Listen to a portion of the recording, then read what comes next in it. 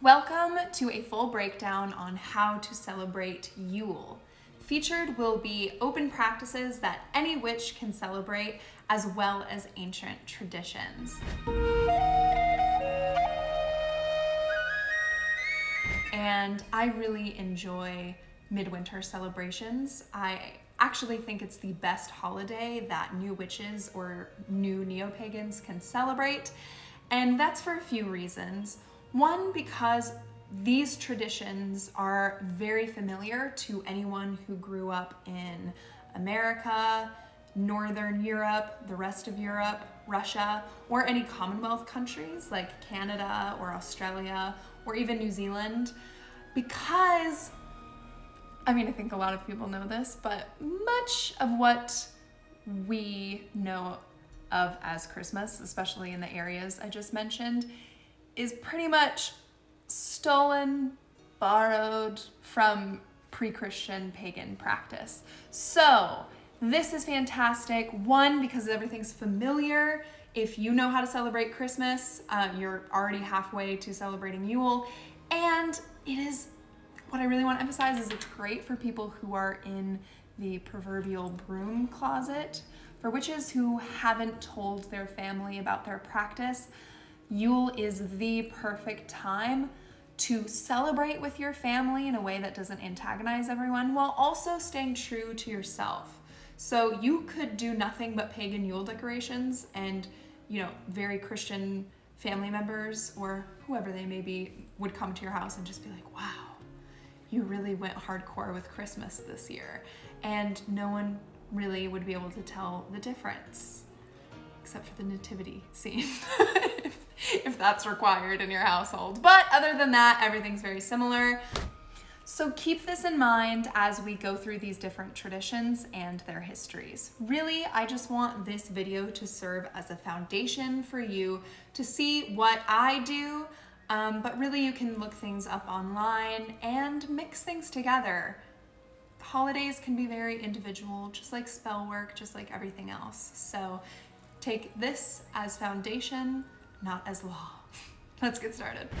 First, the tree.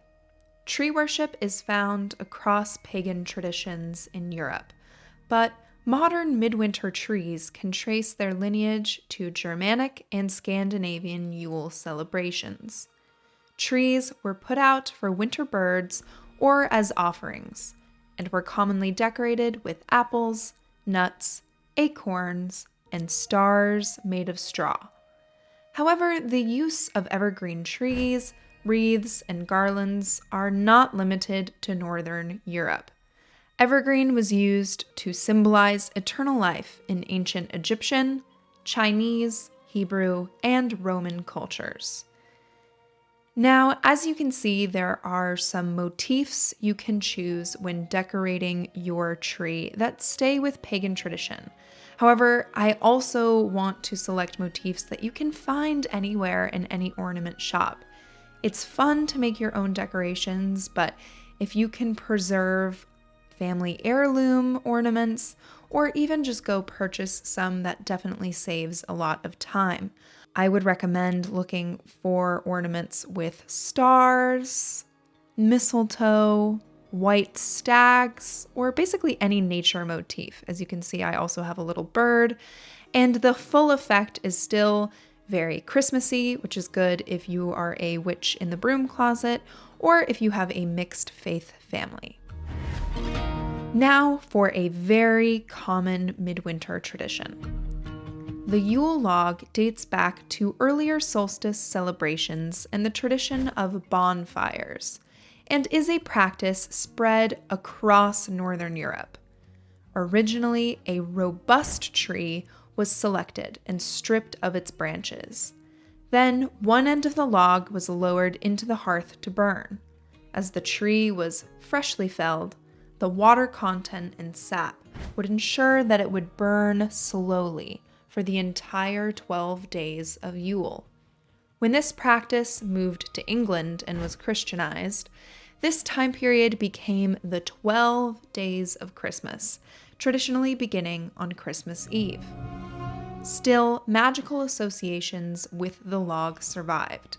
Many folk traditions cite the log as a divination tool.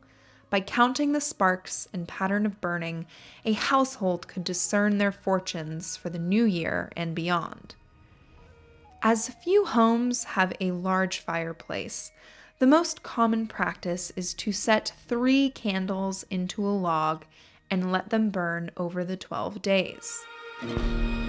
I usually create this type of Yule log, but as I am currently in an area that is rather logless, I will be having to bake mine.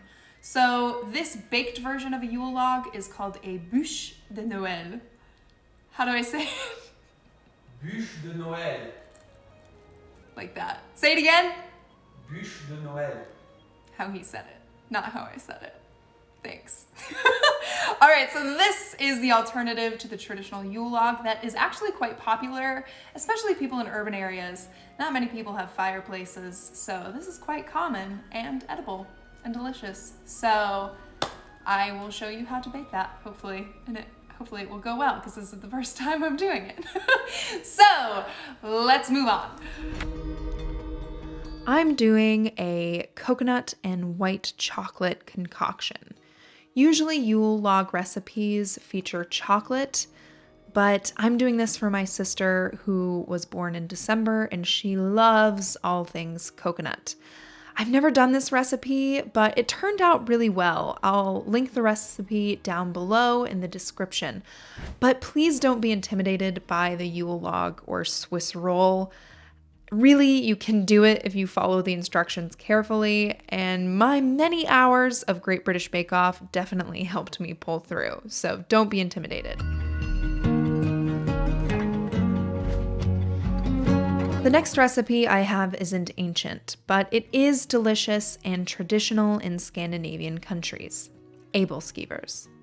To make this a bit more historical, I'll be combining it with the king cake tradition, which comes from Saturnalia, the Roman midwinter celebration.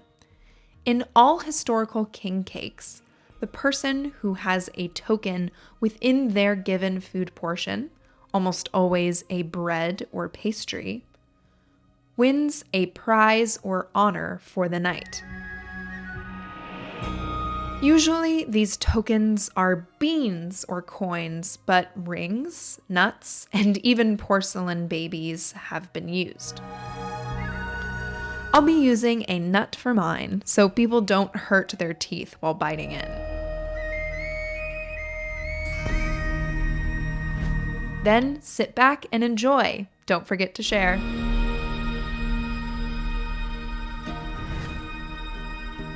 That's all for this week, but please consider sharing this video.